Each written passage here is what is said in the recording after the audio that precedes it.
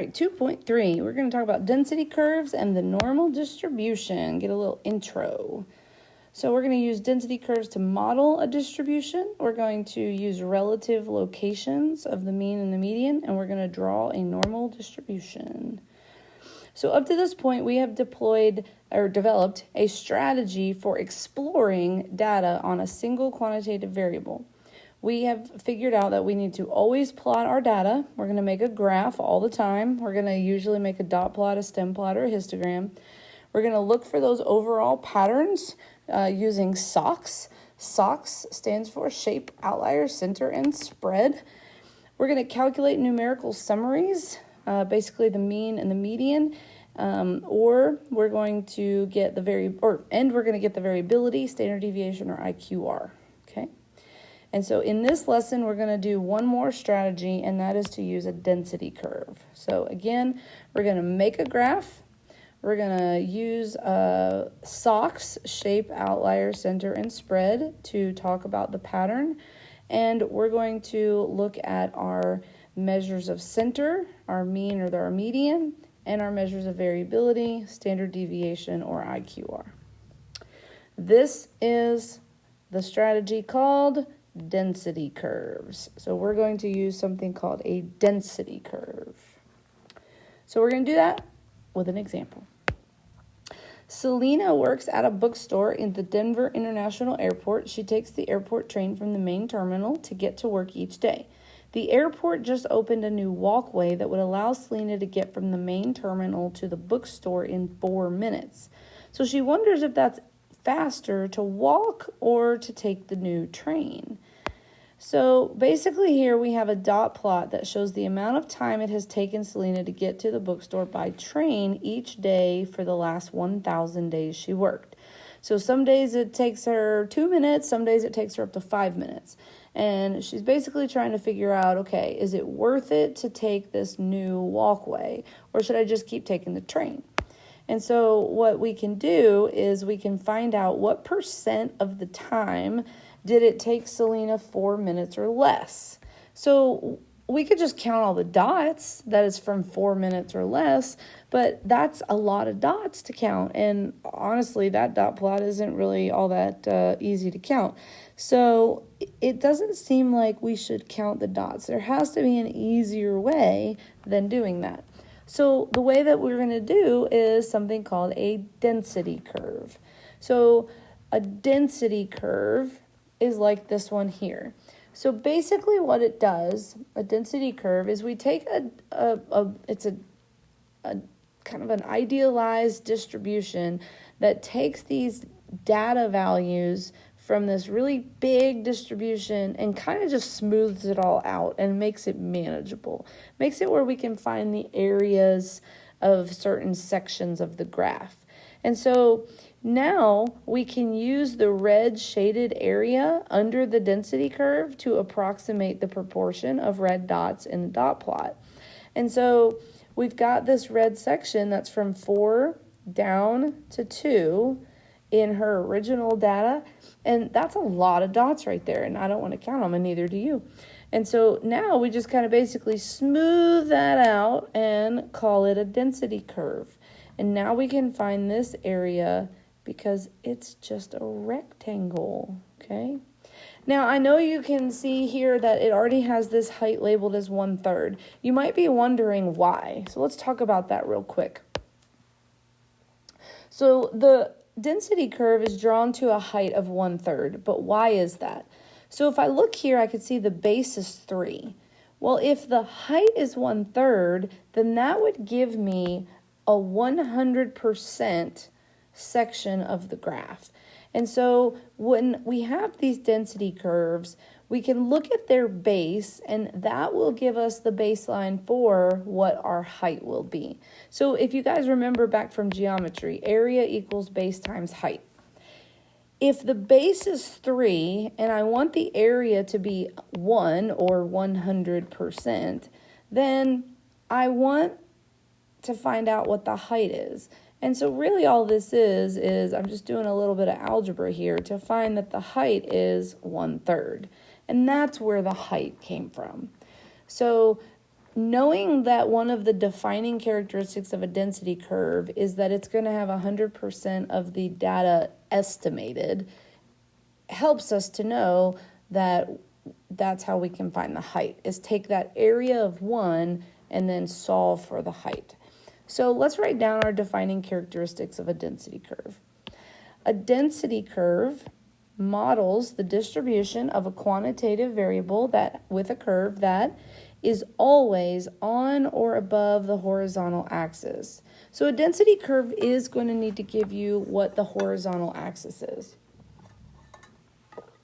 We are always going to have an area of exactly 1 underneath a density curve, no matter what the density curve looks like. I could draw you guys a density curve that looks like this, but if I call it a density curve and I give it an x-axis, the area underneath that density curve, as weird as it looks, is 1. The density curve will always have an area of 1 underneath it.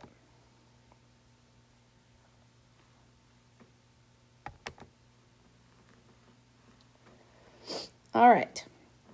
The area under the curve and above any interval of values on the horizontal axis estimates the proportion of the observations that are within that interval.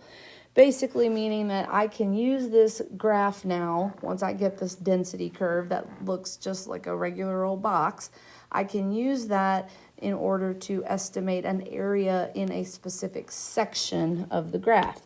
Kind of like we're trying to do here with Selena and her dilemma on how she should get to work. So let's go back to that problem. We saw again that we have the dot plot that we turned into a density curve. And so we're trying to figure out what proportion of the time did it take Selena less than 4 minutes when she used her normal train. So she used the train normally, and we want to see what percent of the time did she get there in under 4 minutes, which is how long that they say this walkway will take.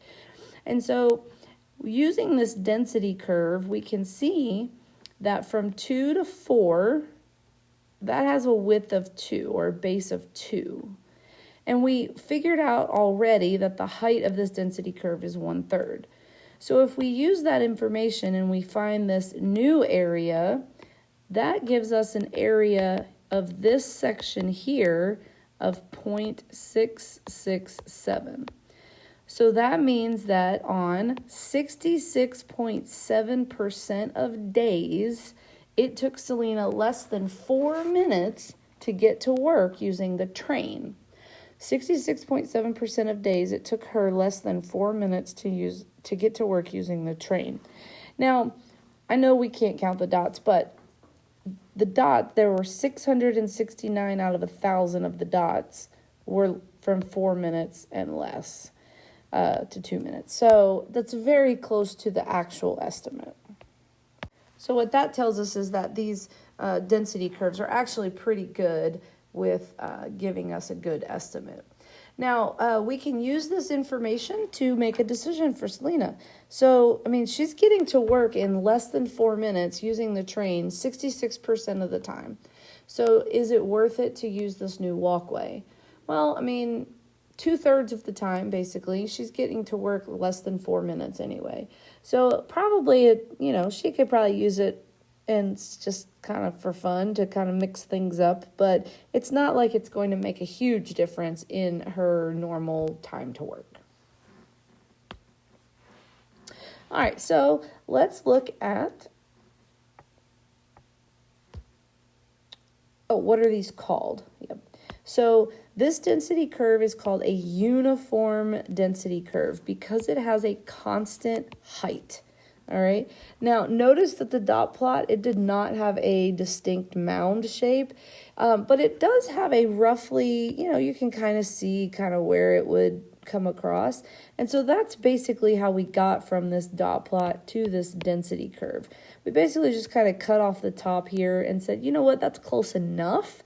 And that is how we model it. So anytime you have a uniform density curve, you're basically just looking at a rectangle, and that helps us be able to find the area. So let's look at a different example. Suppose you use your calculator or a computer random number generator to produce a number between 0 and 4. The random number generator will spread its output uniformly across the entire interval from 0 to 4 as we allow it to generate a long sequence of random numbers. Draw a density curve to model this distribution of random numbers. Be sure to include a scale on both axes. Then we're going to find what percent of the random generated numbers will be between these two values.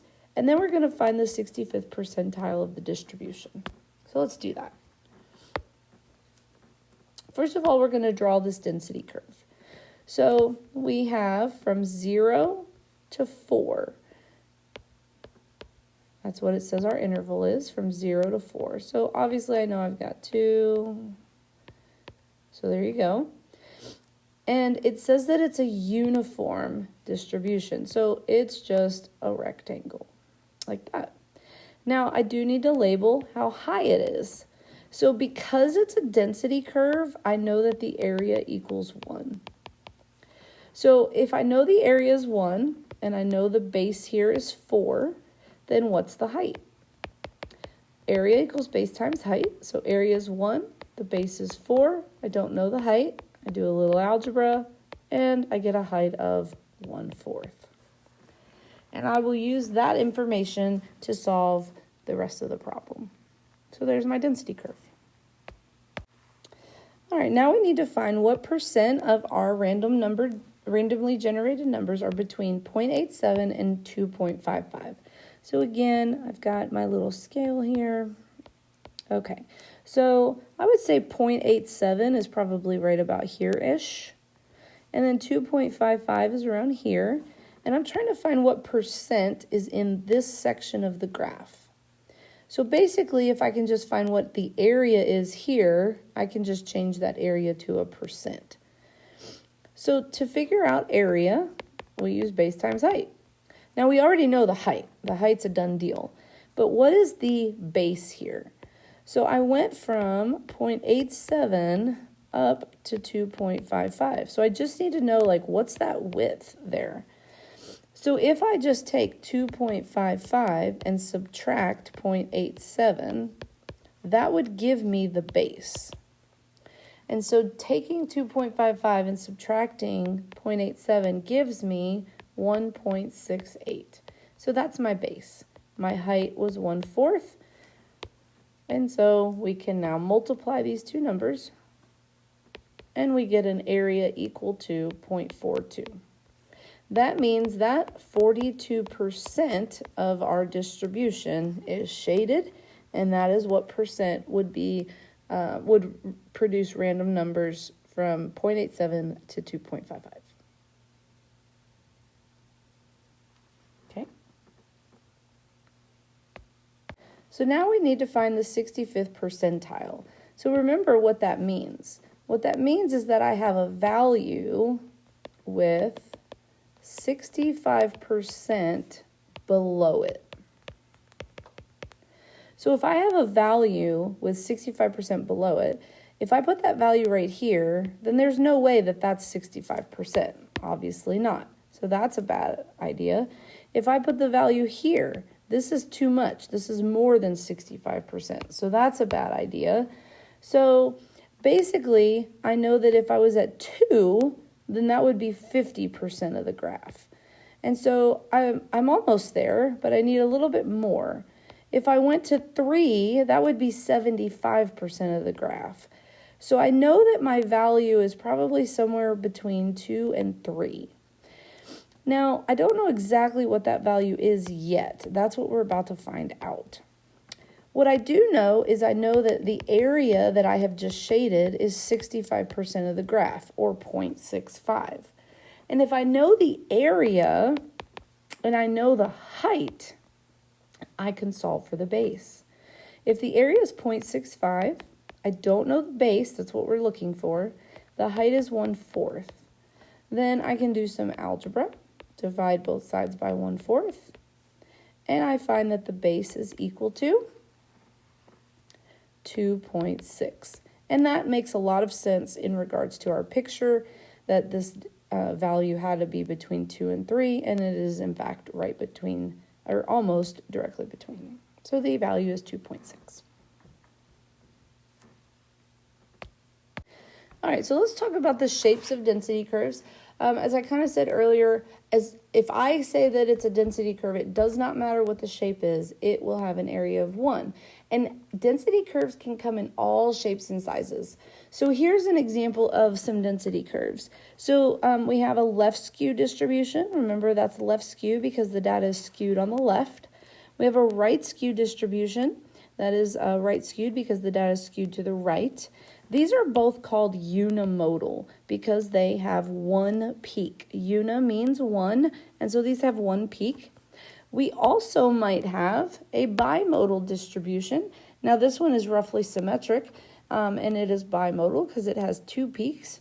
But I just want to tell you again that a density curve can be any shape. So if I draw this and I say that that's a density curve, well, guess what? It's a density curve and it has an area of 1 underneath it. I could draw a density curve that looks like this. That's a density curve because I said so, then the area underneath it is 1. So density curves can come in any shape and any size. All right, so our measures of center and variability apply to density curves as well as to the distribution of quantitative data. So remember, the mean is a balance point. Well, the mean of a density curve is also the balance point of the density curve.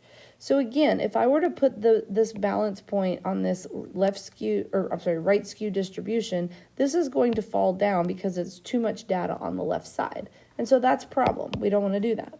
The mean would not be there. So if I maybe tried to fix that and put the balance point where in the middle here, or further to the left, there's too much data on the right side now, and it's going to fall down here. And so that's a bad one. So here, again, this is the mean. So it's not that I'm cutting the data in half here. We'll do that in a minute. But this is 50%, or this is where our mean would be. And the reason that the mean is further down to the right is because this skewed data had to be averaged in, and my mean is not resistant. So it does move closer to the skewed data.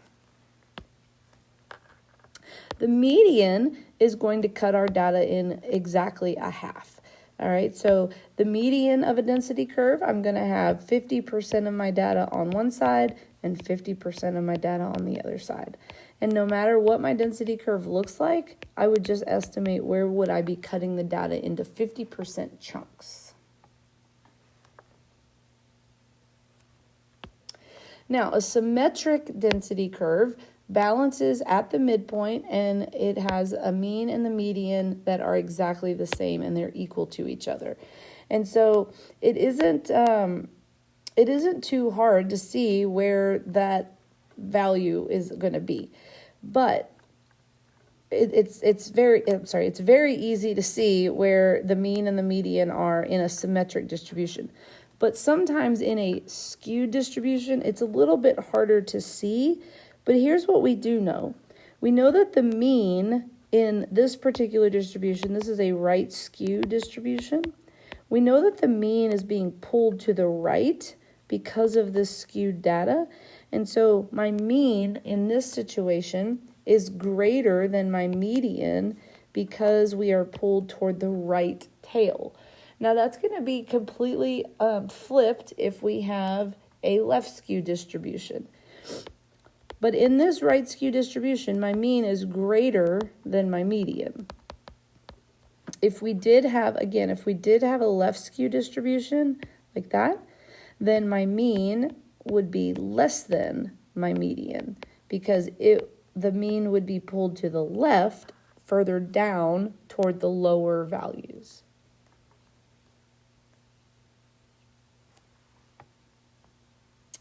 All right, so just to summarize again, density curves, they are idealized models for the population, and they are about quantitative data.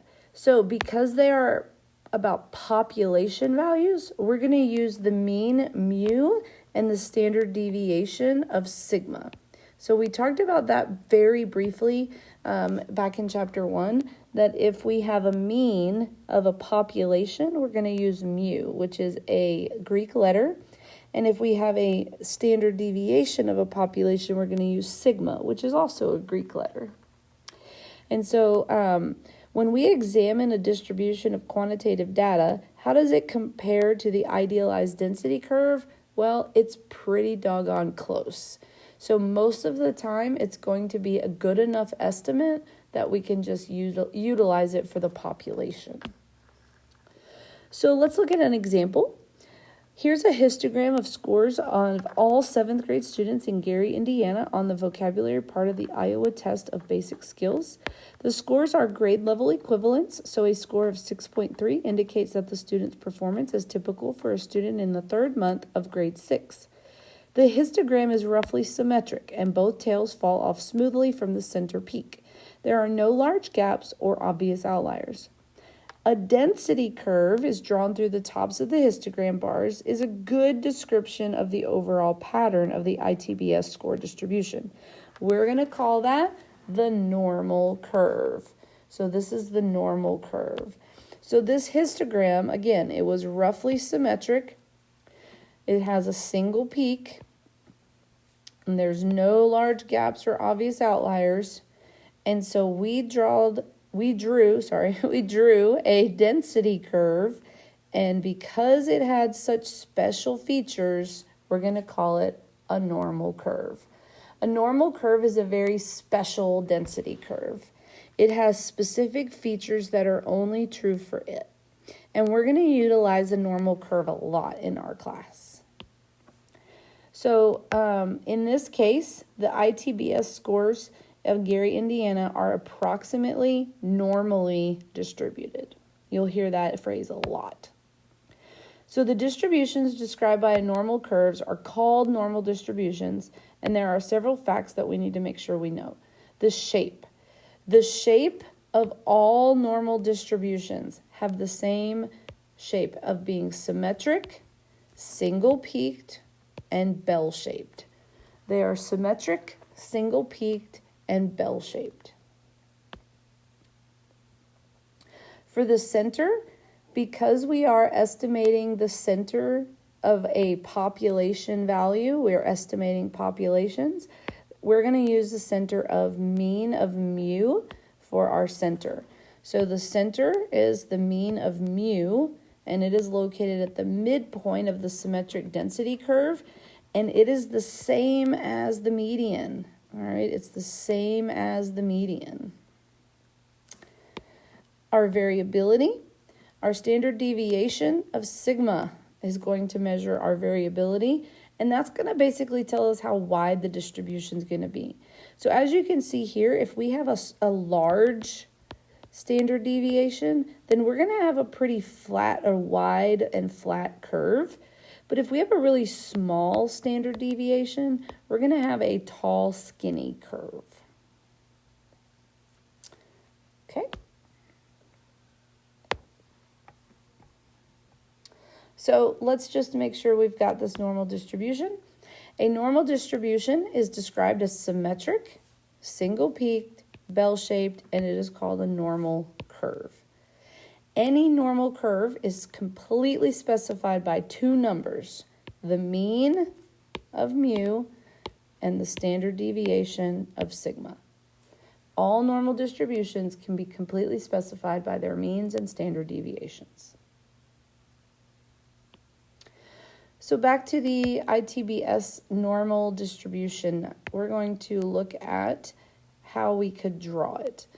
So the distribution of ITBS vocabulary scores for 7th grade in Gary, Indiana is modeled well by a normal distribution with a mean of 6.84 and a standard deviation of 1.55. Okay, mean of 6.84 and a standard deviation of 1.55. This figure shows the distribution with the points 1, 2, and 3 standard deviations from the mean. So here's how you would basically do this. So you would draw a normal distribution. It doesn't have to be perfect.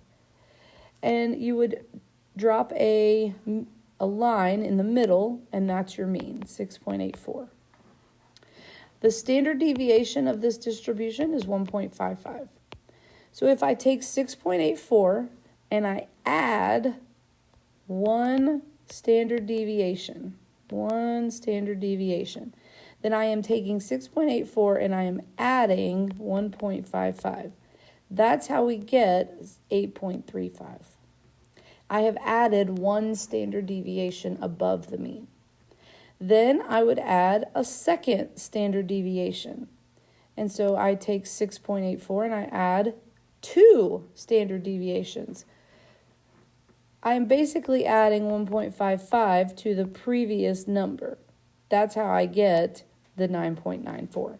And then we do it a third time to get that third standard deviation. We'll talk more next week about why are we doing 3, why not 4, why not 2? We'll talk about that next week. Then to go the other way, we're subtracting standard deviations. So if I subtract 1.55 from 6.84, I get 5.29. If I subtract another 1.55, I get 3.74. And if I subtract it one more time, I get 2.19.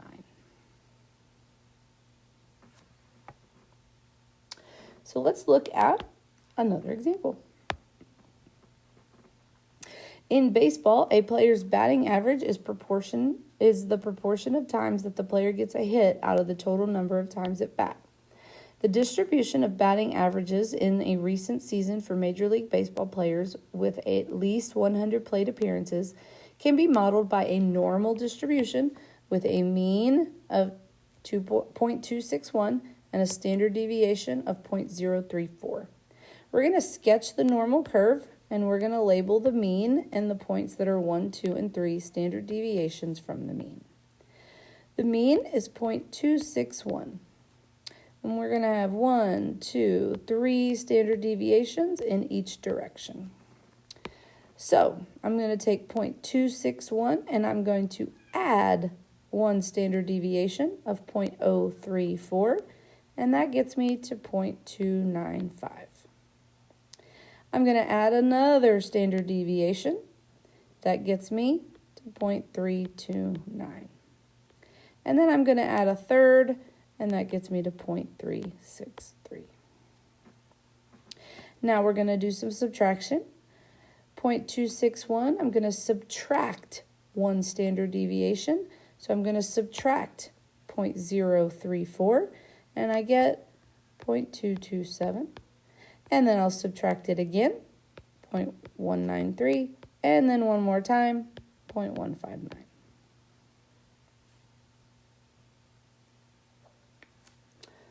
So one thing to remember, to be very cautious about, is that our normal distributions are not specified by the mean and standard deviation by themselves. Okay, so just because we know a mean and a standard deviation, that doesn't automatically tell us that something is approximately normal or not. And so we want to be very careful about that. So remember that the mean and the standard deviation alone do not specify the appearance of most distributions. The shape of the density curve does not tell us sigma. All right, so just because the shape is a certain shape doesn't tell us what sigma is going to be. There are special properties of normal distributions. So again, we're going to work a lot with normal distributions, so I think that you'll get more comfortable with them the more that we do it.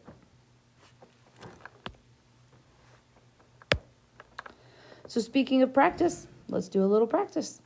How does your web browser get a file from the internet? Your computer sends a request for the file to a web server, and the web server sends back a response. For one particular web server, the time in seconds after the start of an hour at which a randomly selected request is received can be modeled by a uniform distribution on the interval from 0 to 3600 seconds. We're going to draw a density curve to model the amount of time after an hour at which a request is received by a web server, and we're going to be sure to include scales on both axes. And then we're going to find what proportion of requests are within the first 5 minutes, the 300 seconds. We're going to find the IQR, we're going to find the mean, and we're going to find the median. So first of all, here's our density curve. So we were told that it was uniform. So since it was uniform, we knew that it basically made a box. And so we can draw that box from 0 to 3,600. Because it's a density curve, we know that the area of this is 1. And so area equals base times height. We take the area of 1, we multiply by the base of 3,600, and then the height is 1 out of 3,600, and there you go. That tells us that confirms to us the height is 1 out of 3,600.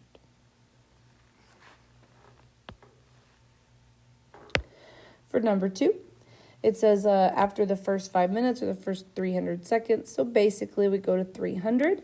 So we know that our base here is 300. We know our height from before is 1 out of 3,600. And so now we know that we can multiply those and get our area.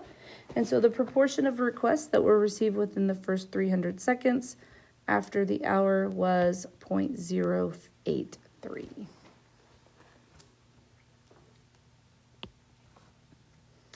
Now, number 3, find the IQR. So remember that IQR is Q3 minus Q1.